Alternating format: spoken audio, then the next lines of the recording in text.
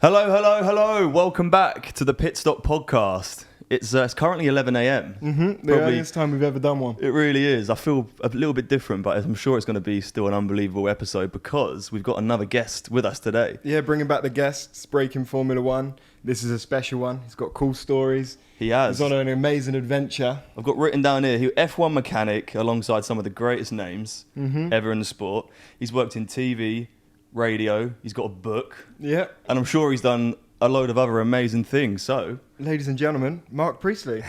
Hey guys, what an intro. Yeah, sorry to get you out of bed this early, but thanks very much for having me on. literally crawled out of bed about an hour It's funny when ago. you said 11, I was like, okay, we can do 11, but we're going to be getting up at 10.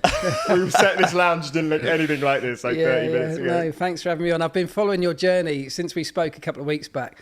I've been dipping into your stuff, and man, you guys you're having the time of your lives, aren't you? I guess that's it, pretty much. Yeah. It's the best way to describe it. It's literally gone from like 0 to 100 in like 6 months. Yeah. But that's why people are tuning in, man. That's why people love it, because you're living the life or the dream that so many people want to be living, and you're doing it.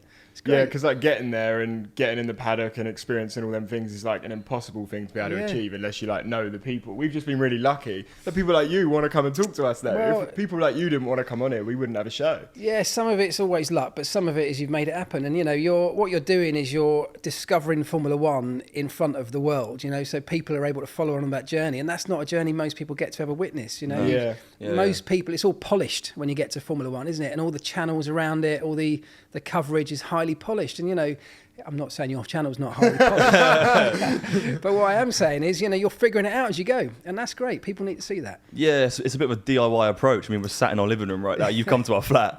We're not in a studio, but that's the way we do it, and I don't think we'll ever really change. No, that's what makes Pitstop original. Yeah. I like the fact we do it from our flat. I like the fact when we can say we've had the guests here. Yeah. That's the cool. But if we ever do them at the race, we can't like pod at the race because of all the media restrictions anyway. So it's much better doing them here. That's great. Keeping it natural. But yeah, do you want to just tell the people a little bit about your journey, what you do and where you are now, just so they know? Yeah. So my background is, in briefest form, I spent 10 years at McLaren. So started off as a mechanic, as a number 2 mechanic. Joined the test team originally. So back then, in fact, you may not know this, back then they used to have a separate test team, which was a complete Formula One team in itself, under the McLaren, organisation, still in the same building. We had our own team of mechanics, we had our own cars, trucks, we had our own test drivers, and we would go around, build the garage identical to the way it looks at the race. We'd go to various tracks around Europe, and we'd basically be running a car constantly to test out new components, try new setups, try all sorts of new bits and pieces that we dreamt up that we wanted to sort of prove on a test car before we put them onto a race car. And that was my job for the first year, doing that. And it was amazing. I loved it. It was a great introduction to the sport. And then within a year, I got sort of promoted up to the race team. From there, you become part of the Pitstop crew. And I spent the next, 9.5 years loving every minute of it, because it was a dream come true for me. Yeah. And I was lucky enough to be there through some amazing times. When I joined, it was Mika Häkkinen and David Coulthard. We were world champions as I got there. Went through that period when Kimi came along. I worked with Kimi for a long time. Wow. And then, of course, it was Fernando and Lewis, Pedro de la Rosa. We had a whole number of brilliant drivers, you know. And as well as the drivers, the people behind the scenes, the people that make up the Formula One team are so incredible and inspirational. Yeah. You know, the whole thing was brilliant. Loved it. Straight away, right, you've said that you used to rebuild the tracks. That's something they don't do anymore, I believe. Not rebuild the tracks, but we'd go to a separate track, or sometimes the same track that we're going to race on. We'd go there a week or two early. We'd build our own garage, build a car, same toolboxes. It looked identical. We'd run for days, just lap after lap, testing new components and bits you don't get the time to do at a race. Yeah. Trying to break stuff, you know, when it didn't break, that was good enough. It went onto the race cars. Then we'd take it all apart and the race team would roll in.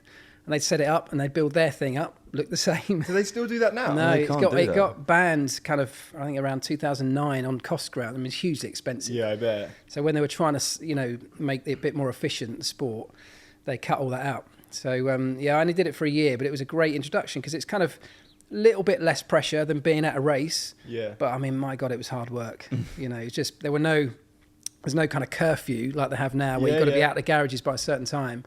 It was all-nighter after all-nighter. It was mad, but I loved it. So the all-nighters are true, when everyone used to be like, oh, we were doing this all night. Working all night long, yeah. Yeah. So how did you get into the test team though? What were you doing before that? Were you like Well, out of college or uni? Or? Do you know, I listened to your episode with Callum, which is great, by the way. Amazing. What a guy. But his journey was very different to mine because he didn't really have a sort of lifelong dream of being in Formula One. He kind of almost stumbled into it, didn't he? A bit later, A bit later, yeah. Whereas for me, right from being a teenager, that's exactly what I wanted to do. I mean, I grew up living next door to Brands Hatch, which at the time, back in the sort of 80s and 90s, they used to rotate the British Grand Prix with Silverstone and have it at Brands. Yeah. So it was in my village. So as a kid, you got Formula One. Place the inspiration. Oh right man, there. the Formula One world would rock up into my village and I'd see it. And so I was obsessed with it from a teenager.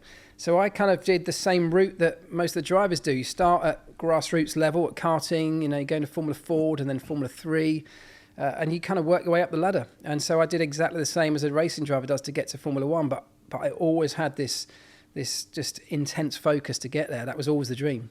So you were actually racing yourself? No, really? I tried a bit of karting and stuff, but yeah, I mean, I thought I was pretty good. But until you come up against, I mean, that's a good point. If I go karting with my mates, I'm probably one of the best. I'll quite often I'll win because I am pretty good. Yeah. But then you come up against the guys that are not just pretty good, they're F1 level, and there's a massive gulf between the two, And I've been fortunate enough to go karting with quite a few of the F1 drivers over the years. Oh, wow. And mate, you think you just tuck in behind him on the track and you think, well, I'll just copy what he does, I'll just follow him around, do exactly what he's going to do, and before you know it, he's gone. See, we're really confident. I don't know if you've seen our interview with Joshua Bagembe, No, I haven't like a seen that young one yet. 12-year-old kid. He's just won the national championship, smashing it, wants to be Formula One driver, obviously. And we're going to set up a video. We're going karting with him. Yeah, Nice. Which we're is going to be karting. hilarious. Yeah, it might be an eye-opener. Yeah, that's going to be We're going to get slapped. That's going to be a big eye opener. And so after that, when you've left that, what are you doing now? Yeah, so I left the team. I left McLaren after 10 years. I left in 2009. So joined in 2000, left in 2009, so almost 10 years. And I started kind of... I had no real idea of what I wanted to do, to be honest, but I'd done it for 10 years. It's not a job you can do forever. I had young kids, you're never at home. You're literally never at home. So I've always thought I've got to have something after this. I can't do this forever. And then we won the championship with Lewis in 2008. And, that's the peak. That is like, you have a dream of getting to Formula One. Then you have a dream of maybe one day winning a race. And then you start, I was lucky enough to be in a position, you start dreaming of a championship. And we did that. And it's like, my God, where'd you go from here? And after 10 years, and I'm thinking about the future, I'm thinking, this is, if there's ever a time to sort of walk away from the sport or step down, this is probably it. While you're on top. Well, exactly. And you could go for more championships and all that sort of stuff. But, it was more about my personal life. My family life needed a bit more. They'd sacrificed so much to allow me to go racing for so long. I was never there weekends. And what you realise is all your mates back home stop inviting you to barbecues and weddings and stuff because they know you can't go. Yeah. And you gradually lose touch with what was your old life. So all of my friend group was suddenly in this Formula One circus. And you start to think, well, is great and I loved every second of it, but it's not sustainable forever, particularly with the young kids and wife at home. And so I made the decision to step away, and I thought, well, I didn't really know what to do, but I started writing about my experiences in Formula One. And what I realised, a bit like you guys are realising now, I had a unique insight into the sport, having been in it. And so I started writing about my experiences of what it was like. And then this writing started just on a blog, and this writing started going quite well. And one day, the producer of the Radio 5 Live F1 broadcast got in touch through Twitter and just said, listen, love your writing. Do you fancy coming along and trying out and being a pit lane reporter for a day at Silverstone? Yo. And I was like, yeah, of course. I don't know what that means or what it involves, but I'll do it. And I'll tell you the story quickly because I went to Silverstone and I was still quite young. I had no idea what I was doing. So the producers, I think, just gave me a microphone and a recording pack and sort of said, like, get out of the office, go and get out of our feet, go and see in the paddock who you can meet and ask them some questions. And it was a bit like the work experience kid, off you go. Get out. What year was this, sorry? This would have been about 2011 or 12. Right, okay. Yeah. So anyway, I put on this kit and I walk out into the paddock, and I'm very familiar around the paddock. That's my home turf, but not on that side of the garages because I was always in the pit lane side. Yeah. And it felt like this whole new world. And I walked out the door and I literally bumped into Bernie Ecclestone. Like we bumped shoulders, right? Bernie's only like this tall. and we bumped into it. And I had this moment where I remember thinking, right, I was terrified. I can either walk away, pretend I never bumped into him and never seen him, or I can stop and ask him some questions. And I had this little kind of conflict in my head, and I thought, right, I've got to go for it. So I said, Bernie, can I have a moment? And he stopped and he went, yeah, sure. So I asked him some questions about the British Grand Prix. It was probably a terrible interview, but I asked him a couple of questions. And after about 2 minutes, his people kind of grabbed him, pulled him away and said, listen, I've got to go. Off he went down the paddock. Wow. And I was like, oh my God, I've just interviewed Bernie. It was shit, but I just interviewed him. And anyway, I'm like walking off thinking, my God, like massive grin on my face. Am I now a pit lane reporter? What's happened here? Anyway, I'm walking along, and a couple of minutes later, Bernie comes running back down the paddock, taps me on the shoulder. He had no idea who I was, but he tapped me on the shoulder, and he said, hey, son, that was really rude of me. I'm really sorry. Do you want to come and finish the interview? Oh, wow. And he took me into his motorhome, sat me down at the table, and I got like a 10-minute interview with Bernie, which no one ever gets. Let's go. And it was still a shit interview, but I got 10 minutes with Bernie Ecclestone. And I walked back into the office at the end of that first day. I was going to say, what'd they say? Yeah, they were like, who did you get? And I was like, Bernie. And they were, fuck off. I said, yeah, have a listen. That is unreal. And that was one amazing. of my first questions. Like, what is Bernie like? Terrifying. I've never known anyone that's only as tall as my own kids who's that scary, because he was the godfather of Formula One, you know. Right. Throughout all of my time, he made the rules, he enforced the rules. People were terrified of him. But equally, I had a huge amount of respect for what he's achieved, because he's built the sport into what you guys are discovering today from nothing, you know. Sure, yeah. So he was, he was a sort of almost like a godfather-like figure that no one really dared speak to, and that's why it was such a moment to have a conversation with him, because I'd been in the sport for 10 years. I'd never spoken to him once.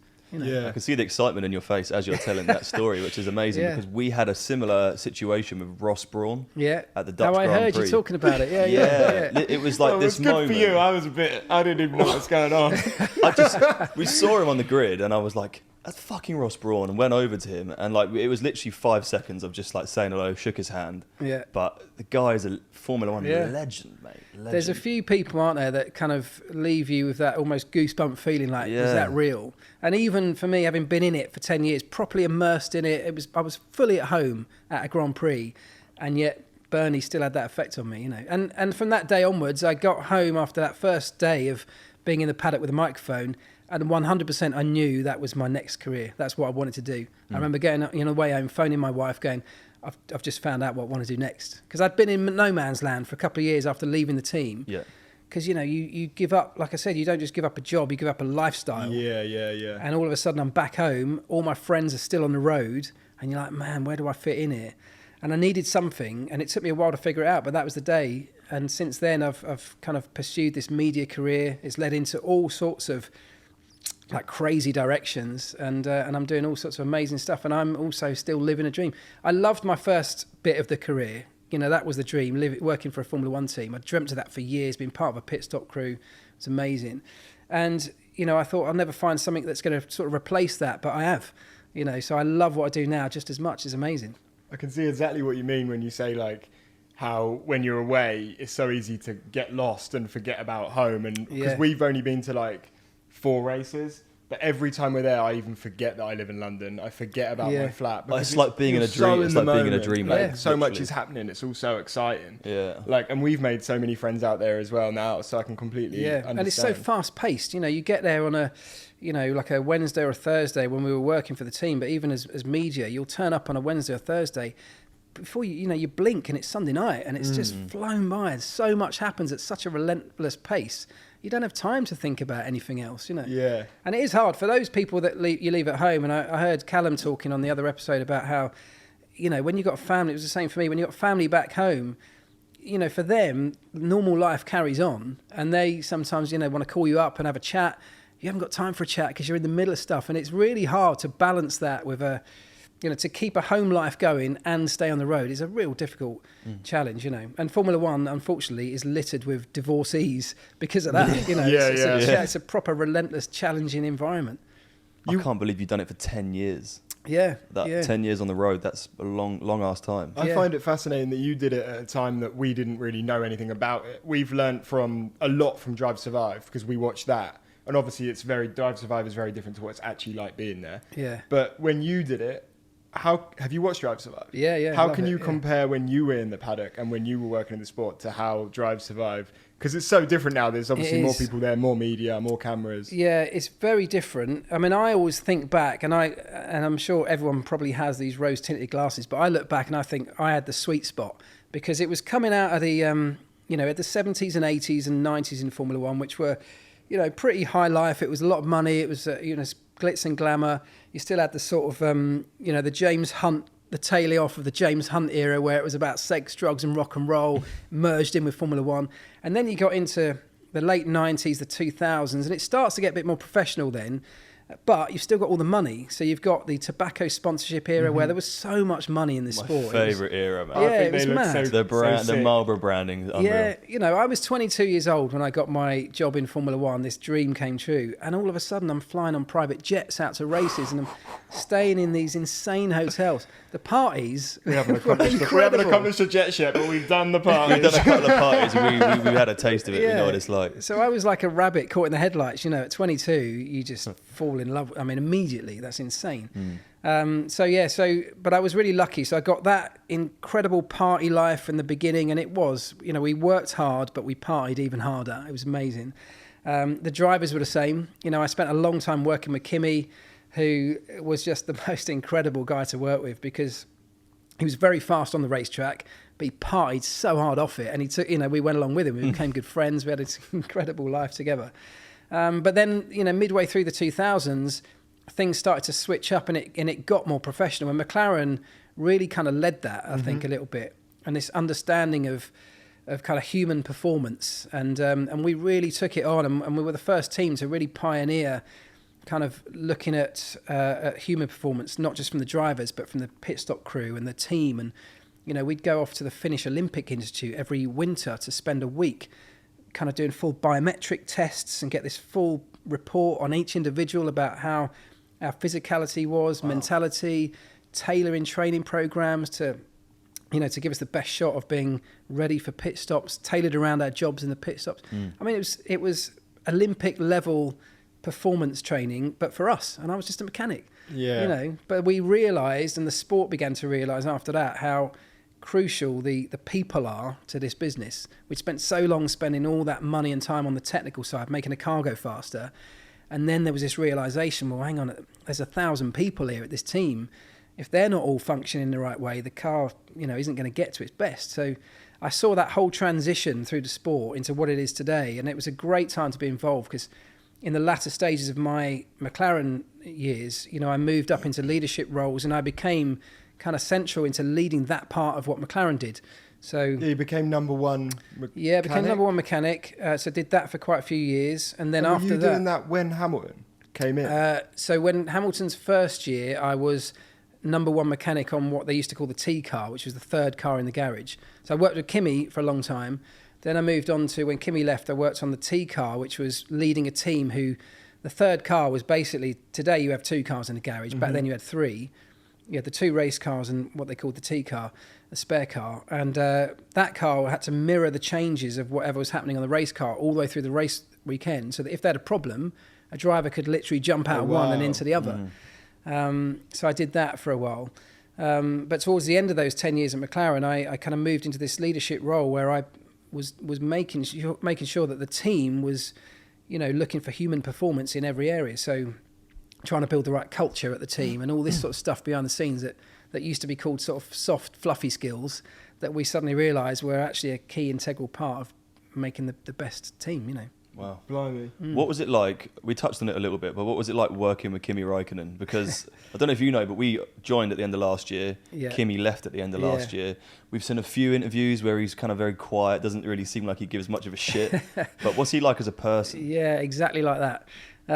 So Kimi, I worked with Kimi for the longest spell at McLaren in terms of each of the drivers that I worked with. And with him, I'd say around 2004, 2005, he was the fastest driver I've ever worked with, hands down. And I've, like I said earlier, I've worked with quite a few of the greats. Kimi was the fastest. Over a lap, he could drag a lap time out of a car in his prime, that a car just shouldn't have ever done. And we had some amazing times on track with him. He delivered stuff that was incredible. We never quite managed to win a championship. I mean, on two occasions, I think we were runner-up. On 2 occasions, we went down to like the final days or the final weeks of a championship with us still in the hunt, but never quite managed it with Kimi. But off track, as I said earlier, he was a party animal. You know, he was living the dream. He was a kid who had millions of dollars and, you know, the freedom to do whatever he wanted. And he did it. And he took us along with it. You know, he took us along. And, yeah, man, I've got some amazing stories. There's got to be one you can tell. Some of which I can't ever share. In fact, I didn't know what, I forgot to tell you. I brought you along a little present. Yes. Oh, let's go. So, what is this? This is my book that I've brought along to you. I'll write something in it for you in a minute. But thank you very much. That's unreal. That I hope will help you. It's got some good Kimi stories in it. First of all, which is why I just thought of it. We'll have a read of them and then we'll tell people on the pod throughout random episodes. Secret world of the F1 pit lane. This is it's exactly all the good what we need. stuff. Exactly what we need. It's all the Cheers, good mate. stuff from behind the scenes, and that will help you understand a bit more of what it was like. But the reason I say it is there's one story in there that I can tell you about Kimi. He was when he left, so he was with us for quite a long period of time, and then in 2006 he announced he was going to Ferrari, and we'd become really close, like as friends as well as colleagues. I'd been out to his house loads of times at the end of each season. We'd go on a week-long piss-up. He'd take the mechanics out, and we'd become close friends with his close friends back home. Cool. Had this amazing relationship. And we had a thing at McLaren where whenever anyone left, whether you were a mechanic or a truckie or whatever, on your last day, we would, you'd grab them, you'd tie them up in the pit lane, cover them in crap from the week, leftover food slops or whatever, just destroy them in front of the rest of the pit lane. But one of the things that McLaren did, a little McLaren tradition, was we had this blue dye, which is like an intense food colouring that we'd put in the water system of the car. So if you got a leak, you could see it because it's bright blue, right? And like a thimbleful would dye a swimming pool deep blue. It's really high power, intense stuff. And so on his last race weekend in Brazil, because we'd become good mates, I kept winding him up, saying, "Mate, you know, when anyone leaves McLaren, you get dyed blue because this powder. What you do is you sprinkle it on them, throw a bit of water at them." And all of a sudden, they look like a Smurf. It's serious. It's serious shit. So in his last race in Brazil before he left, I was winding him up all week, going, "Mate, anyone who leaves, I don't care who you are, anyone gets dyed blue with this stuff." And he kept sort of brushing it off. I could tell he was getting nervous, but he kept brushing it off, going, "You won't get me." He says, "I get helicopter straight after the race." And I just kept going, "Yeah, we'll wait and see, mate." And all week, I just kept sort of winking at him across the garage, and he knew exactly what I meant. And he's just like, fucking bastard. Anyway, got to race day, and I'm thinking, I've taken this so far now, I can't back out. I look like a right idiot. I've got to do something. So one of my jobs at that time was I used to strap him into the car. So we're on the grid in Brazil, and there's a moment, quite a famous moment in Brazil, where I think it was Pele was giving a presentation on the grid. Wow. And all the drivers were there to see this presentation, and Kimi was missing from the presentation. And he came back to this. I'm on the grid getting his car ready. He came back. Martin Brundle's there with his mic doing his grid walk, and he comes along, and he gets Kimi. He says, "Kimi, you were notably the only one that wasn't at the presentation with Pele." And Kimi just went, "Yeah, I was taking a shit." It's quite a famous interview. And whilst that moment was happening, I was behind him filling his gloves up with this blue powder. So sprinkling this blue food colouring into his gloves. I then strapped him into the car, give him his gloves. He then puts them on, and off he goes to the race. And it's Brazil, right? So he races with the blue dye in his glove. It's 30 degrees heat. He's sweating like a bastard inside his gloves. The sport was so much more fun back then. And so I'm now in the garage. First of all, shitting myself that I've just done something stupid here. This could go horribly wrong, right? But he's in the race now, and he's running third. And I'm thinking, my God, he's going to be on the podium. He's going to take his gloves off, having sweated for 2 hours, like waving to the crowd with Smurf hands. Yeah. So anyway, he ends up finishing fourth, right? So when you're fourth, you don't have any of the media commitments that the top three do. So he comes straight back to the garage, pulls his gloves off, and he's got bright blue hands. And he just came into the garage and he looked across and went, "You fucking bastard." But then, because he was leaving, because it was his last race, he then shakes Ron Dennis's hand. He gets blue all over his hands. Shit. Ron Dennis's wife, then the head of Mercedes and his wife, and all of a sudden, all of these bigwigs around the back of the garage have all got blue hands. And I'm like, "Oh no, I'm going to get sacked here." That's hilarious. And anyway, so Kimi spent ages scrubbing his hands. He was really angry, but he said, "I'm going to get you back, you bastard." And anyway, the week after the last race, we go out to his house, as we did every year, out to Finland for a piss up. And on the very first night, What was his house like, by the way? Oh, amazing. Was it right up in Lapland in the woods, you know, amazing. So we go there the first night. It's all of his mates, all of our mates. We all get together, start drinking, and it gets to like 2 a.m. and I'm so tired. I'm thinking I can't go to bed first because I know he's going to try something and get me back. Yeah. But in the end, there's no way I can stay awake. So I go up to my room. Bear in mind, this is in his house, right? So he's given me a room. I get into my room. And I thought I'll put a chair under the door handle just in case. I love that you're doing this in Kimi Raikkonen's house. Just in case. Within 20 minutes, I must have fallen straight to sleep. And I had long hair at the time, like shoulder length hair. So now I fall asleep. And 20 minutes later, the door comes off its hinges, literally burst. The door gets smashed to pieces. It's Kimi and his mate, and they come bursting in. They have this full-on fight in bed. I'm wrestling him, and he's pinning me down. His mate's got me pinned down. He gets a set of clippers and buzzes like a reverse Mohican down the middle of my long shoulder-length hair. And then, worse than that, cuts the plug off the end of the clippers and throws it out the window into like a 5-foot snowdrift. It's gone. The clippers are gone. And that's day one of a week. Oh my God. So, and that's day one? That's day one. There's nothing I could do apart from do a massive comb over to hide it for the rest of the week. What, you didn't just take the rest? Oh, you couldn't? The clippers were gone? The clippers were gone. Oh man, that's brutal. Absolutely hilarious. That's brutal. Oh my God, these stories. So that was Kimi Raikkonen. I love those kinds of stories. All these stories in the book? Yeah. Oh my God. Do you know what? I actually don't read, but I'm going to read that because that's hilarious. I'll learn loads from that. Yeah, there's is there a few picture pages halfway through? There are, yeah. I think there's a picture of him scrubbing his blue hands, actually. Wait for that. Oh man, these stories are amazing. I remember I watched because you do really well online with your media and YouTube. I think you do it really well. Like, it's interesting to hear your stories and how you remember everything. And like I said to you when you got it, I listened to Tales in the Treehouse, your YouTube thing, where you were speaking about the day that Lewis Hamilton was in F2 or something, and then came into the garage and you were speaking to him, showing the car. Yeah, that's right. It'd be interesting to talk about that quickly because I had to turn it off because I didn't want to know everything. That was he was a GP2 driver, which is the old F2, in 2006, and he was always a McLaren young driver, but he hadn't been announced as an F1 driver at that point. So he was like the next category down. But they were racing at the same circuit, and I was working on Kimi's car one evening on a Friday. And Lewis came in on a Friday night, and it happened to be everyone else in the team had gone for dinner, but I was still finishing something off. So I was in the garage on my own. Was this at a circuit? Yeah, it was. I forget which track it was, maybe Germany. But Lewis wandered in, and I sort of knew who he was. So I said hello, but we'd never spoken. And he sort of really nervously introduced himself and just sort of looking around the car as I was tinkering away. And he gradually sort of built up enough confidence to ask me a couple of questions. And he's asking about these bits on the car. And we ended up chatting for like an hour about the most intense detail of how the car works. And not just what does that bit do, but how does that bit talk to that bit, like the electronics. And he wanted to know so much more technical detail than any race driver I'd actually ever worked with. So he had more interest in our car than Kimi did as a current race driver. And it gave me a proper insight into, you know, Lewis's mentality, where he's looking for any little advantage. He's still the same today.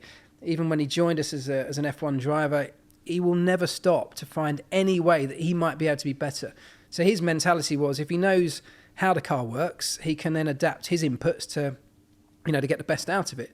And not many racing drivers understand the level of technical, you know, understanding that he has. But it's all deliberate. It's because he goes out and there and searches for it and looks for it and speaks to the people who've designed the car and built it. And, you know, I found that a real eye-opener that of all the racing drivers I'd worked with, not many wanted to go into that level of depth of how one electronic box talks to another and where the wires go and you know, every single detail. It's amazing insight. You still see that now with him because obviously Mercedes, and I wanted to get your opinion on this too, but before we go into it, Mercedes obviously not doing the best this year, but they have progressed every race. Well, they're incredibly consistent. You can see Lewis is always on it. Like every week he's like, we've done this week, and you know, if we can get to here next week, so you can tell that even now he's into it. Yeah, and it is a Formula One culture. You know, all the best teams are looking for, you know, marginal gains. This common, you know, term that people use, marginal gains, where you're just looking for a 1% improvement on every single thing that you do.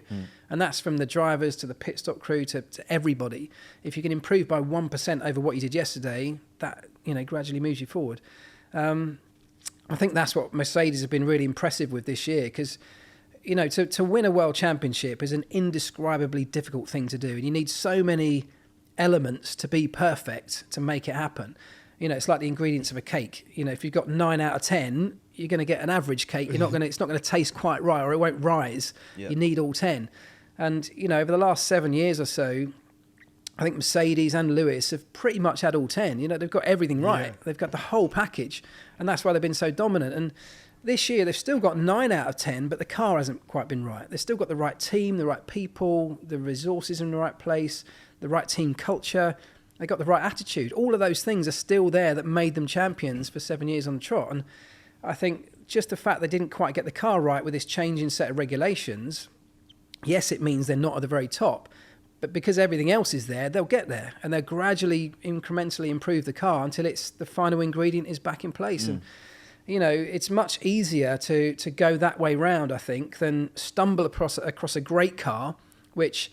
And I mean, no disrespect to Ferrari. I know you're a Ferrari fan, aren't you? Well, yeah. That'd be me. I'm kind of a bit more Red Bull, but we both are. But we did want to say, like, from you working in a garage and knowing this from inside sport, like, what do you think is wrong with Ferrari? Well, I was going to say, you know, I don't want to say Ferrari have stumbled across a great car, because they haven't. They've built a fantastic car, the best car on many occasions this year, but... Started off really strong. Oh, incredible, right? But they don't have all the ingredients. They don't have, I suspect... And I think I know this to some extent. I have a lot of people that I know work or have worked at Ferrari, and it feels like the culture's not right. It feels like the team environment isn't conducive to people making decisions on the fly and taking risks. That's it, and you have to have all of those things. You see it in races, don't you? You see it when they're a little bit hesitant on the radio. And, you know, a team like Red Bull or Mercedes, it feels like you have the people in that team have the freedom to make a decision that might be a little bit out there, a little bit outside the box, might be a risk, but everybody's trusted to just make that. And if it goes wrong, you know, that's fine. You took the risk, you pay the price, but you learn from the mistake and all that.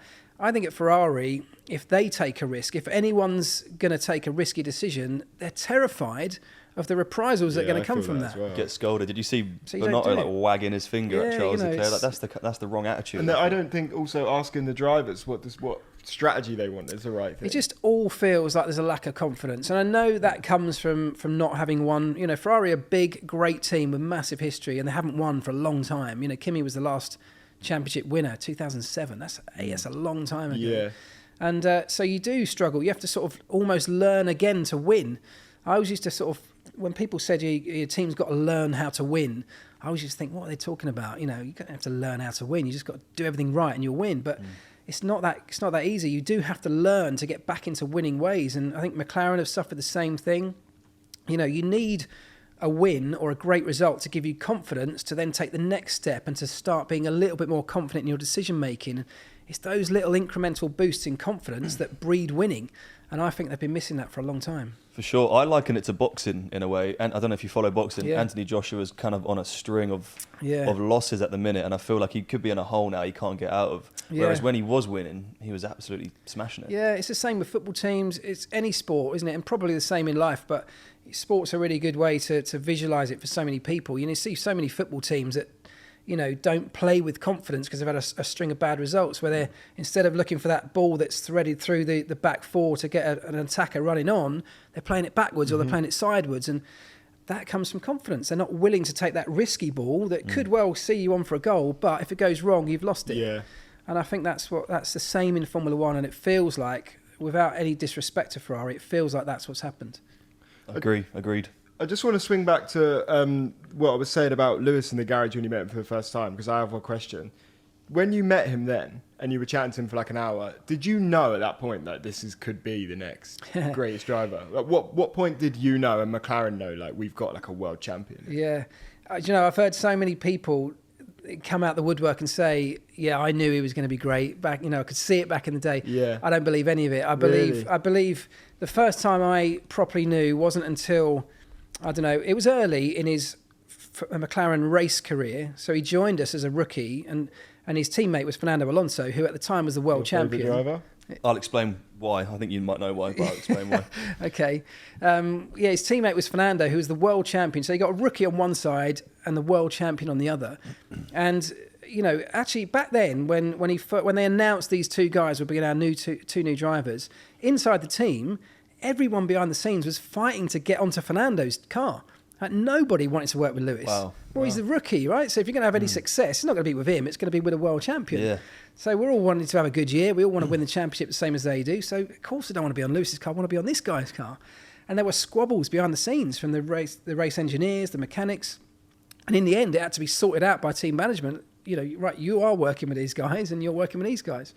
But very quickly, I mean, I'm talking like 4 or 5 races in, it became very clear that Lewis was as good and on days better than the current world champion. Wow. So from then, in that first season, you start to see, although he doesn't have the experience, he's definitely got the talent, he's got the speed, and he's got this unbelievable drive where he already believes that he's, you know, as good as the current world champion. Yeah. If you're measured up against the guy who's deemed the best in the sport and you're beating him on some days, as Lewis is this young, whatever he was, 21 or 22-year-old, his mentality is, well, I must be better than him or I'm as good as him. Yeah. And you could see it. And that, again, breeds confidence and he starts going for things and very quickly starts winning races. And, you know, as you may well know, in 2007, he narrowly missed out on the championship in his first year. Right. I was going to say 2007. So that's why Fernando is my favourite driver, because in 2006 I was at Silverstone. Yeah. And I think he won that race. Yeah. Alonso won That's that right, race. in the Renault, yeah. So what is he? Because we saw him on the grid, didn't we? Again in Zandvoort. Ran past. hello. Every time he runs past, like one of us always tries to says hello, always ignores us. But you said hello. To him. Fab loves him, and the one time I said it, he turned round. He's like, But every time he walks past, I'm normally looking the other way, and then Jake's always like, "That was fucking Alonso." I think it happens for a reason, because I'd just be like. Yeah, well, do you know, people always say to me, I mean, the perennial question is, who's the best driver in the history of Formula One? Everyone asks it. It is an impossible question to answer. And the only way that I feel I can answer it is the best driver that I've had the privilege to work with. Because that's the only way you know, from the outside, when you're watching the sport, all you see is the results. Yeah. You know, you see who won the race and who came last. And, you know, if you were new to Formula One right now and you knew nothing about it, you'd switch the telly on and you'd look at Lewis and you go, well, he's an average driver. He's sort of, you know, top of the midfield. That's so true. Isn't it? It's so true that you say that, because this is how we got into sport, to just explain it, of why I got a blown away moment of Lewis Hamilton. We started watching it when there's a title battle end of last year. Yeah. We didn't even know there was a title battle. Yeah. And Max Verstappen was on the period of like winning a couple or whatever. And then it was Brazil. And Lewis Hamilton was at the back of the grid because he had a grid penalty. Yeah. I didn't understand grid penalties. So I was like, he's at the back of the grid. And then out of nowhere, Lewis Hamilton has won the race from the back of the grid. And I literally looked at Fab. I was like, oh, That's why he's Lewis Hamilton. There He's just you go, won yeah. from the back. But it's true. If you turned it on now, You'd say Max or Charles. Yeah, so the world has this perception of that's been generated by results. You know, if you look at the overall picture of Lewis, he's a 7-time world champ. Of course, he's one of the best. But even that, I don't think, tells the story, because you have to know what they're like outside of the car, what they like when they get back into the garage, and their feedback to the team, and how do they interact with the team, how do they build a team around them. What comprises a great Formula One driver is not just the bit behind the wheel. Of course, that's an important bit, and it's the bit we all see when we flick the telly on. But when you work in a team, you get such a much bigger insight into what that driver's like, the overall picture of what goes into being an F1 driver. And so to answer your question, the answer that, you know, I give when people say who's the best driver, in my own personal experience, it's impossible for me to pick between Lewis and Fernando. They're the two most complete drivers that I've ever worked with. Kimi was the fastest, as I said earlier, over a lap. Kimi, in his day, nobody could beat him. I can see that. I can see Kimi just pedal to the metal. I'm having this. He push it that little bit further. But Kimi was far from being the most complete Formula One driver. I mean, he won a world championship, so you can't knock him. Yeah. But he only won one. All right, and I firmly believe he had no desire to do this, but if he'd applied himself like a Lewis Hamilton, he could have gone on to win many world championships. He had that amount of talent. Whereas Lewis does apply him. He's still, to this day, still looking for every marginal gain, every little advantage he can. I think Fernando's exactly the same. They went about it in different ways, those two. But I think Fernando and Lewis were the two that tried to encompass everything to be the whole best Formula One driver, not just the bit behind the wheel. For Kimi, he loved being behind the wheel. Everything else about Formula One he hated. Wow. I get that, all the media and that. Yeah, couldn't stand it. He just wanted to drive. Why do you think Alonso only won 2 championships? Could he have won more? Yeah, I mean, look, if you look back at the nuances of Fernando's career, he was in the right place at the wrong time, or the wrong place at the right time on so many occasions. And but in terms of teams, or in terms of just on the track, or both? Well, in terms of teams, his decisions about where he went at which times were, I mean, with hindsight, it's easy to say questionable. Yeah, I'm thinking about that now with Aston Martin. There you go. He could have been a 6 or 7 time world champion, I think, if decisions and moments had gone a slightly different way. You've got to put some of that down to him, and I can tell you from my own experience of working with him at McLaren, when I said to you, him and Lewis went about being the best Formula 1 driver in slightly different ways. One of Fernando's tactics is to try and bring the whole team over to his side of the garage. He tries to wrestle control. Yeah, I've heard this. There was a moment during 2007 when we had them both where Fernando turned up a race and I arrived, and Fernando's manager or his trainer is handing out little brown envelopes stuffed with cash to everybody who wasn't on Lewis's car. No. So his team, the sort of support team, I was running the T-car team. We all got these little brown envelopes, and I remember opening up the envelope. How much was in there? It's like €1,500 or something. God, it's great getting you on, because you can actually tell us stuff. Whenever we've had other people on, we have so many questions. I love how it's in a brown envelope as well. It was so dodgy, right? So first of all, you just get an unmarked brown envelope, and I'm like, thanks very much, what's that? And he, the trainer wanders off, and you're left with this thing, so you sort of open it up. It's literally just full of cash, and you start looking around at your colleagues who've all got them. And go, have you opened yours? And how much did you get? and all of a sudden, this starts spreading around the team, and the only people that didn't get it were Lewis's crew.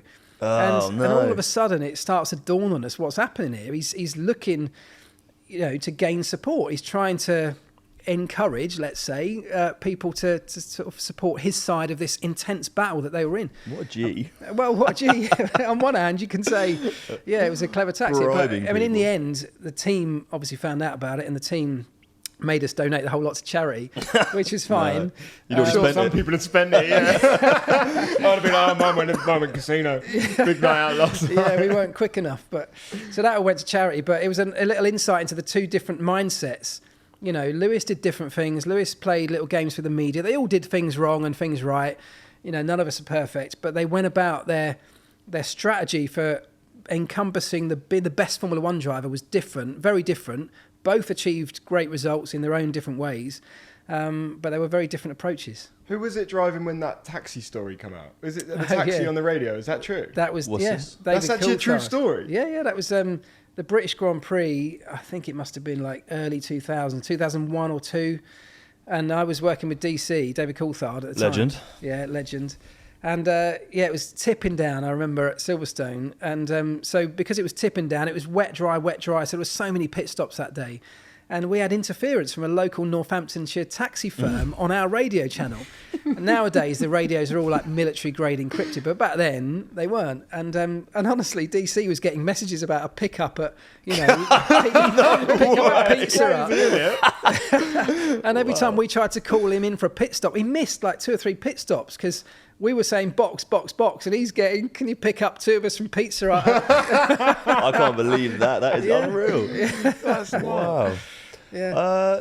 I wanted to ask you, who's your favourite team? Who you're rooting for this year? Like, are you still following it? Obviously, you still love the sport. I mean, I still to this day I commentate on a lot of races for BBC. So next time out, Singapore, I'm commentating for 5 Live. So that relationship, interesting, like I said to you earlier, that's how it began for me in the media sense. That little call up from Radio 5 Live. You're still there with them, and I'm now. It's come full circle. So now I commentate on the races for them. But I mean, I've got this love for McLaren that will always be there. I can't really support anyone else. You've got to be impartial when you're doing things like commentary, of course. But obviously, I've got a love for that team because it's the only team I ever worked for, and they changed my life, man. They gave me the break. I was writing to every single team for years, trying to break into this sport, and everybody wrote back saying thanks but no thanks for years. I've still got a stack of rejection letters at home from every team over about 3-year period. And eventually, McLaren just gave in. I must have pissed them off so much. They just thought, come on and get him in. And they gave me my break. And also I spent this amazing 10 years there, and they changed my life, not only because it got me into this world that I dreamt of being in, but the things I learned, the things you learn being around these amazing people, not just the drivers, but the Adrian Newey's of this world, the Ron Dennis's, everybody in a Formula One team at every level, from the kind of guy who sweeps the floor to the guy who runs the company. They're elite level. Yeah. They're the best of the best. Yep. And when you're surrounded by that every day, you can't help but have it rub off. And, it drives my missus mad now when I'm like, if she puts the kitchen bin with a little bit of bin liner poking out the outside, I'm like, what have you done there? You've got to get rid of that, tuck it in. It's got to be neat and tidy. I still have that, and it comes from McLaren, and I think it helps me. It pisses her off, but it helps me in my business life, the companies that I run today, the companies I work with. All of that attention to detail comes from my time at McLaren, so I have a lot of love for them. That's great. That's amazing. It still wears off in your actual everyday life. Yeah. I was going to ask what you're doing like right now, but one thing I do know that you're doing, here we go. which is fucking jokes, by the way, because we love the F1 2022 game. Oh, yeah. That is so sick. And I thought I recognised your voice. Yeah, me too. You're the race engineer. Have you started swearing at me on the screen? Because I'm swearing at myself now. When I play it, I'm even driving myself mad. I know I need to box for tyres. Shut up. Do you know what? It's fine because you can skip your bits. Whereas Will Buxton, that intro clip that he does, you can't skip it. Yeah. The amount of times I've listened to that. Do you know what? Guy. That was a dream for me, that little job. And it was amazing. It came because during lockdown, when Formula One was on hold, and I was heavy into my YouTube at that point because, one of the other things I do now is film a long-running car show called Wheeler Dealers. Let's go. And that Love was Wheeler Dealers. Love Wheeler Dealers. That was on hold because of COVID. We couldn't film. And so I threw everything into YouTube. So every day I just started vlogging and stuff. And one of the things I set up was a little interview with the game director at Codemasters. So that's how we got in touch with each other. And then it's 2 years later, he got in touch with me saying, listen, we're looking to revamp the game. We want to refresh it all. And we want to get a proper, like a real life F1 technical person, engineering person in to be the engineer. Would you like to do it? I'm like, mate, of course. Before we'd even finished the sentence, I was like, yes. Yep. So I went in and it's crazy what you have to do because you've got to record thousands and thousands and thousands. Like a massive list it's something like 30,000 lines you have to record.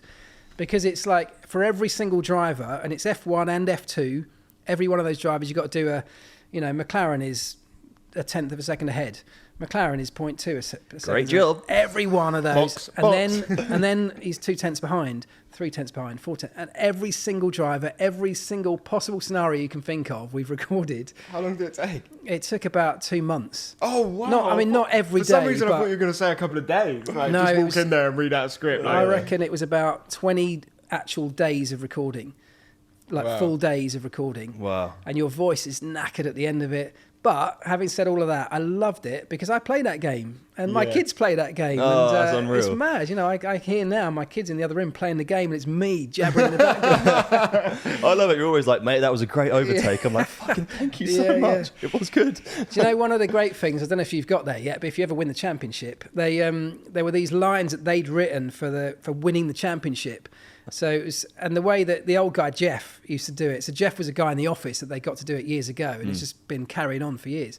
And the sort of script was based on that. And for the moment you win the championship, they had these lines written of something like, congratulations, you're world champion. Bring it home, pick up rubber on the way in, bring it home. And I was like, that's not what you'd say if you just won the championship. I said, you'd be going mad. Yeah. And they were like, well, can you just record it that way? I said, look, I'll do it, but can you just open the mics and let me do it how you'd actually do it? And then we'll see what happens. And if you use it, fine. If not. So they said, yeah, right. So they opened the mics in the booth and they played the little sting in of someone winning the championship. And I just went absolutely mental. I was like, yes, you won the championship. And I literally lost it for like 30 seconds. And it's what's gone in the game. We haven't won the championship yet. Because like, that's what you do. You wouldn't be going, congratulations, you won the world championship. Yeah. You'd be going mental. So, So that was why they kind of brought me in. They wanted someone who hopefully would put a sort of authentic feel on it. And this is a bit of a compromise this time around because we would have had a script and we didn't have time to rewrite it. But next time we're already looking at sort of completely redoing the script. So the terminology is a bit more natural. So I love that. I love that I've got that opportunity. Yeah, perfect person for it. Great voice. Yeah, no, I love it. Yeah. Do you miss going to Formula One? Do you go to many races now? Yeah, go to a few. I spent 3 years working for Sky. I saw that. I saw you doing an interview or sat with George Russell at one point. Yeah. Maybe 4 years ago, talking about how British drivers are coming in. Yeah. So I did I used to go to half the races with Sky, which is brilliant. It was a perfect amount because, like I said, I didn't want to travel all the time because that's the reason I stopped it. But going to half of them was perfect. Since COVID, they're not taking the same number of people anymore, so that's not happening. But I do go to a few races here or there in various media capacities, and I love it. You know, one thing I desperately miss is pit stops, because the adrenaline rush of a pit stop, I mean, you'll never replace it. It's insane, and I still, to this day, miss it. I loved it. It was always my dream. It's why I wanted to get into it. And as I say, I did it for 10 years. So that bit I really miss. Were you working on the pit crew itself? So you were like changing your tyre or something? Yeah, for the whole 10-year period. So I did a few jobs. Question as me. Yeah, we're probably both about to burst the same Which job did you do? No, what was your fastest pit was going to be mine. Oh, well, I've got another one because we couldn't ask these to Callum because he's currently with Red Bull, so he'll probably get slammed. Well, the fastest pit start, I don't know, because back for most of that time we were refueling. So when you stop the cars, as well as changing the tyres, you dump fuel in. So I did that job for a little while. We had the nozzle, you had to connect the fuel nozzle. That's a lot of pressure because wasn't it Max Verstappen's dad who got caught on fire? Yeah, that's right. Yeah, and it's heavy, man. That's really heavy. Yeah. So there was that. You know, we had I'll quickly tell you a great little trick, which is a top secret. I mean, it is in the book, so few people know it now. But at the time, right, these fueling nozzles, every team had the same kit. So it was a standard bit of kit, and the rules meant you couldn't modify it. So it had to be, because it was safety, it was fuel going in. It used to deliver fuel at 12 litres per second. And as you'd connect it on, inside this giant nozzle, this little butterfly valve would whir open. That would allow the fuel to flow. And then when you had your required amount of fuel in, this motor would whir up again. It would close the valve, and then the lights would eventually turn green and you could disconnect it. And that used to sort of cost you a bit of time because you'd be waiting and waiting and waiting. The fuel would have finished, but you had to wait for this motorised valve inside the nozzle, you couldn't see it, to close before you then got the green light to disconnect. And one of our bods in the engineering office realised that was a slight delay waiting for this motor to close the valve, whereas actually there's no fuel flowing at that point. So what we did was we got a doctor's stethoscope because you couldn't modify the rig. So we had a doctor's stethoscope with the bit in your ear, the other bit running down the sleeve of your race overalls with the little bit the doctor puts on your chest concealed in your hand, right, so no one could see it. And as the nozzle went on, we'd hold that on the edge of the big nozzle. So inside that, you could hear through the stethoscope the motor starting to whir up, because it'd be like bzzz, and you'd hear that before the green lights went green. And so as soon as you started to hear this whirring sound, we could disconnect the nozzle. That is genius. And it saved us. It's enough. It was like a tenth of a second, right? But that's enough to give you advantage. And no one could figure it out and it was legal because we hadn't modified the rig. Yeah. No one could see it. No one knew it, and no one could work out how we were disconnecting like fractionally before the lights had gone green.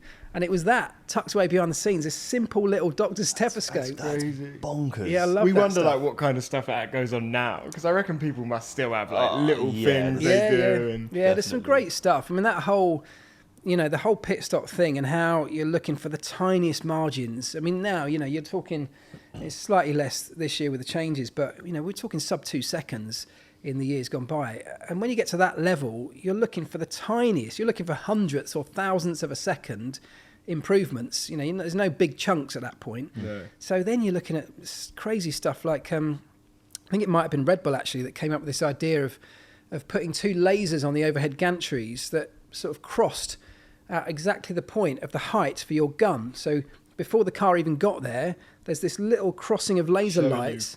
So you could hold the gun at exactly the right height. So when the car turned up, you don't have to move because you're exactly at the right spot. And I mean, little touches like that, are just genius. They're like tiny things, but it shows you the lengths that we're willing to go to get any improvement. Was there anything back then when you were working on the cars which you did which wasn't against the rules, or you kind of bent the rules and then you got scolded for it later in the season? This is what you couldn't ask Callum, isn't it? Yeah. Oh, no, I've got another one. I mean, there was all sorts of stuff back then. The game was pushing the boundaries. Then someone would find out about it. You'd get pegged back and you'd look for another one. I mean, there was a good one, actually, just before my time, actually. It was 99, I think, or 98. So I joined in 2000. But back then, so you have your 2 pedals. There's only 2 pedals in the cockpit. There's an accelerator and brake, and the clutch is on a hand clutch on the steering wheel. So we had this idea that when you're going into a corner, someone came up with an idea of a 3rd pedal, which was an extra brake pedal tucked down in the cockpit, which, as you're into a corner, would apply the brakes on the inside rear wheel, because when you start to spin up, when you go through the corner and you start to hit the accelerator, it's easy for that inside rear wheel to break traction. It's unloaded at that point. It's got less grip than the outside. And as you start to apply throttle, it's easy for that to spin. So you've got to be a bit more hesitant on the throttle. So we came up with this idea that if you press this third pedal, it would apply a tiny amount of braking on that inside rear wheel, which would stop it spinning. Wow. And then you could get onto the throttle a little bit earlier. So you could power out the corner sooner. And it was like an amazing idea. No one had thought of it before. And it was secret because it was buried away in the cockpit. No one could see the third pedal. Until one day, like these photographers started to take pictures of the car going through a corner. And all of a sudden, someone noticed that the right rear brake going through a right-hand corner was glowing bright red. Wow. And this is on the acceleration phase. You shouldn't even be on the brakes at that point. And it's glowing bright red. And people are starting to think, what's going on here? And these suspicions started arousing. And then one day, Mika Hakkinen broke down. His car packed up at the side of the track. And one of the photographers who'd had all these suspicions, Darren Heath, his name is, he came along and just out of curiosity. Fucking Darren. Fucking Darren. He jammed his camera down inside the cockpit after Mika had got out and left his abandoned car and just snapped a picture randomly. Saw, when he got it out, he saw this third pedal. I've got to see that. Gradually started to figure out what had gone on. It blew the cover on this story and it got banned. The technology got banned. Oh, shit. So there's a few things. There was another really good one, which wasn't us, which was Fernando Alonso at Renault. I'm not sure if this was ever actually proven, but I'm pretty sure it happened. Was that he used Here to we get go, this, pit stop exclusive right there. he used to get these amazing starts. So the lights would go out on the gantry. Wherever Fernando was on the grid, without fail, he'd make up like 5 or 6 places. We're like, how on earth has he done that consistently every time? What's he doing? Has he got traction control? That was banned. So, there's all these suspicions saying, can someone check? Can the FIA, can you check he's not got traction control? No, perfectly clear. And anyway, what someone twigged was that when the guy who starts the race director presses the button, what happens is he presses the start button and then there's like a random delay, I think up to 5 seconds between that button being pressed and the lights going out. It's random so that no one can watch his finger being pressed and jump the gun, Yeah.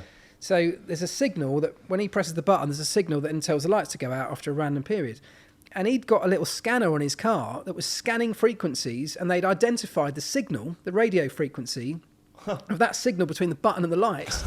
And his car had been tuned into that signal and it automatically launched the car when he pressed the button. And it was one of those things you got to take your hat off and go, mate, that is unbelievable. That is top drawer. Like, got to have respect for that. You've got some of the smartest people in the world working in these garages and pit crews. Yeah, they're going to come up with the crazy ideas. I mean, it got banned as well, but for a while he had an advantage. I wonder, a question I had was when there's like a pit stop and if someone gets something wrong or like Ferrari, someone forgets a tyre or something, back when you were working, what would happen when the car goes off? Does everyone go mad at everyone? Do they get in trouble? Like, no, it's one of the most common questions I get. Everyone says to me, if someone screws up a pit stop, is that the last pit stop they ever do? Do they get immediately sacked? And it's not. Maybe way back in the day, maybe that might have happened, I don't know, but certainly during my time, we realised that if someone makes a mistake, and they happen, we're all humans, we make mistakes. Yeah. The best person to figure out why that mistake was made and come up with a solution or be part of the solution to fixing it is that guy. So there's no point in getting rid of him. You've got to put your arm around them, and as a team, we look after. And we very much are a real tight team unit. So if someone does make a mistake, the team kind of gathers round and you've got support, but also you include that person in the rebuilding process or finding a solution, because there's no one better to do that than that guy. Yeah. So that is how Formula One teams operate. And I have to say, I go into companies today, like consulting and talking to businesses about how they can be better. And I use Formula One as a model. And it's one of the things I say, you've got to think more like that, because people will make mistakes. And like we talked about Ferrari, if you want someone to take a risk or to think outside the box, they've got to have the freedom to know that if they do screw it up, they're not going to get fired. They are going to have the team there around them, and they will use that as a stepping stone onto success. Really appreciate you having me on. And like I say, the journey that you guys are on, I think is amazing. It's something this sport has been missing. It's so polished, so professional. You need to have the people that are at grassroots that are getting into it and share their story. And I reckon there must be so many people benefiting from what you're doing, living this life. I bet you're inspiring so many people. So, congratulations and thanks for making me part of it.